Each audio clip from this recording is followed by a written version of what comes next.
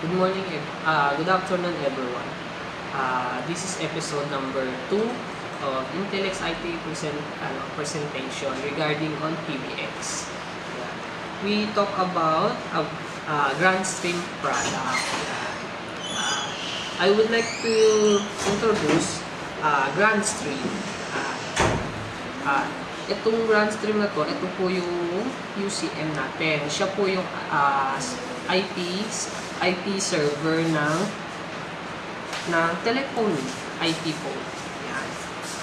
Then, kung makikita po natin sa likod, ito po yung mga USB port for mga recording and backups.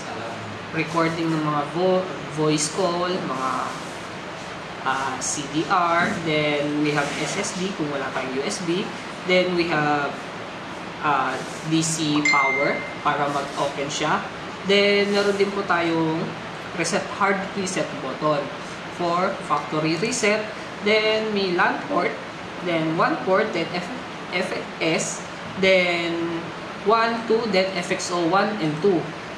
Then sa harapan may makikita tayong LCD.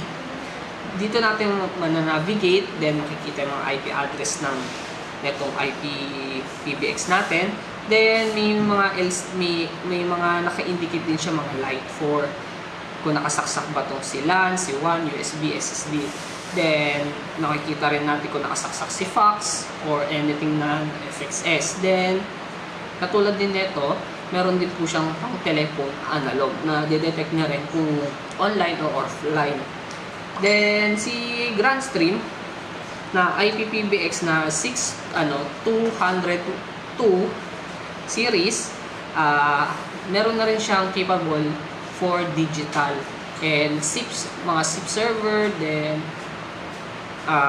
mga digital, then we can integrate din naman siya sa mga analog, but we avail naman ng analog gateway. Then ito naman, IP phone. Yan. With handset and speaker. Then may included na rin siya na bracket. Then kaya siya mag-power using PoE. Then power port, power cord. Then meron din siyang LAN and PC for kung nagtitipid tayo sa mga LAN port, pwede rin natin siya ilagay doon. Then this is GrandStream model GXP 1617 kung yes. Tapos meron din siyang dalawang BLF, then dalawang soft key, then may mga number din siya. Then meron tayong home button, contact, message, then hold, record, then mga navigation key, adjust ng volume, speaker, conference, forward, mute, and headset.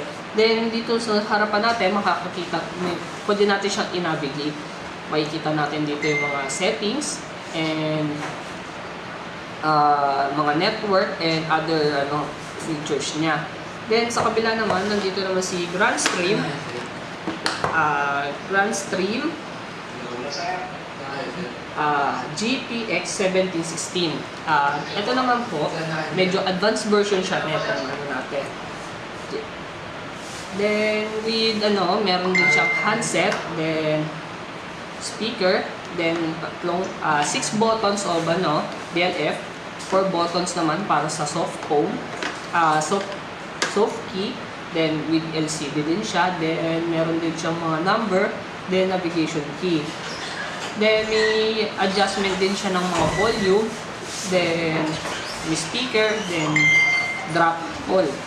Then meron din siyang mute, headset feature, then conference, call forward, then meron din siyang contact for mga LDAC. Then, itong natin, kung makikita po natin, meron po siyang extension module para po to sa mga mararaming pindutan for BLF. Then, meron din po siyang PC and LAN port. Then, meron din po siya, kung wala po tayong PoE, pwede rin po siya sa power adapter. Then, 12 volts din po siya. Yun. Then, pwede po itong mga po natin i-integrate din sa analog. Using naman, kung meron tayong mga telepono na katulad ng Panasonic or yung mga binibigay ng mga PLDT na telepono, pwede natin siyang ilagay doon. Yun po. Yun lang po. Stay tuned po para po sa episode, sa naman po, configuration and overview. Thank you.